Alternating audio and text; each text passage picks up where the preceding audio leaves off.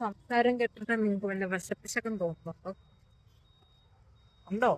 എനിക്കാണെങ്കിൽ കുറച്ച് ദിവസം കൊണ്ടേ അങ്ങ് പല്ലുവേദനയാണ് കേട്ടോ. അങ്ങനെ കഴിഞ്ഞ ആഴ്ച ഹോസ്പിറ്റലിൽ ചെന്നപ്പോൾ പറഞ്ഞു റൂട്ട് കനാൽ ചെയ്യാൻ വേണ്ടി ചെല്ലാൻ. അങ്ങനെ ഇന്നിപ്പോൾ ഈ കുഞ്ഞിനെ ഉറക്കി കിടത്തിയിട്ട് ഞങ്ങൾ രണ്ടാളും കൂടെ വൈകിട്ടായപ്പോഴത്തേക്ക് ഹോസ്പിറ്റലിലേക്ക് ഇറങ്ങി. പോകുന്ന വഴിക്കാണെങ്കിൽ അത്യാവശ്യം ബ്ലോക്കും കാര്യങ്ങളൊക്കെ ഉണ്ടായിരുന്നു. 5:30 അപ്പോയിൻമെൻറ്റ് പറഞ്ഞിട്ടുണ്ടായിരുന്നത്. പക്ഷേ 5:30 കഴിഞ്ഞിട്ട് ബ്ലോക്കിൽ പെട്ട് കിടക്കുന്നതേ ഉണ്ടായിരുന്നുള്ളൂ. ഹോസ്പിറ്റലിൽ നിന്നാണെങ്കിൽ വിളിക്കുകയും ചെയ്തിട്ടുണ്ടായിരുന്നു. ഇക്കാക്കാണെങ്കിൽ എപ്പോഴും നിർബന്ധമാണ് എവിടെയെങ്കിലും പോകാൻ ഇറങ്ങുമ്പോഴത്തേക്ക് ഒരു 10 മിനിറ്റെങ്കിലും നേരത്തെ ഇറങ്ങണേ എന്നുള്ളത്. എനിക്കാണെങ്കിൽ ഒരു 10 മിനിറ്റ് ലേറ്റ് ആയാൽ എന്താ എന്നുള്ളൊരു വൈബാണ് കേട്ടോ. അതുകൊണ്ട് തന്നെ ഇന്ന് കറക്റ്റ് 10 മിനിറ്റ് ലേറ്റ് ആയിട്ടാണ് ഞാൻ ഇറങ്ങിയിട്ടുണ്ടായിരുന്നത്.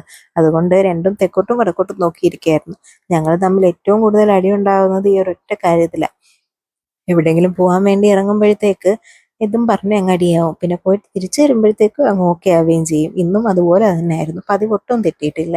അങ്ങനെ തിരിച്ചു വന്നപ്പോഴത്തേക്ക് മൊത്തത്തിൽ മരവിച്ച് ഒരു സുഖം ഉണ്ടായിരുന്നില്ല. സംസാരിക്കുമ്പോൾ ഒരുമാതിരി നമ്മുടെ മറ്റേ നാഗച്ചേച്ചി സംസാരിക്കില്ലേ, അതുപോലായിരുന്നു. അങ്ങനെ ഞാൻ വിചാരിച്ചു രാത്രിയത്തേക്ക് കഴിക്കാൻ വേണ്ടിയിട്ട് ഒരു പാക്കറ്റ് ബ്രെഡ് വാങ്ങിക്കാം. അങ്ങനെ ഇക്കായെ പറഞ്ഞ് ബ്രെഡ് വാങ്ങിക്കാൻ പറഞ്ഞു വിട്ടപ്പോൾ ഇക്കതെ ഒരു പാക്കറ്റ് ലഡുവും വാങ്ങിക്കൊണ്ട് വന്നിട്ടുണ്ടായിരുന്നു. അങ്ങനെ അതും കഴിച്ചുകൊണ്ടാട്ടോ തിരിച്ചു വന്നത്. അതൊക്കെ കഴിക്കുമ്പോഴത്തേക്ക് സത്യം പറഞ്ഞാൽ ഒരു രുചി അറിയൊന്നും ഉണ്ടായിരുന്നില്ല. ചവയ്ക്കാനും വലിയ ബുദ്ധിമുട്ടുമായിരുന്നു. അങ്ങനെ അത് തിരിച്ച് വീട്ടിലോട്ട് വന്ന് കുഞ്ഞിനെയൊക്കെ ഒന്ന് കണ്ടപ്പോഴാണ് ഓക്കെ ആയത്. അപ്പം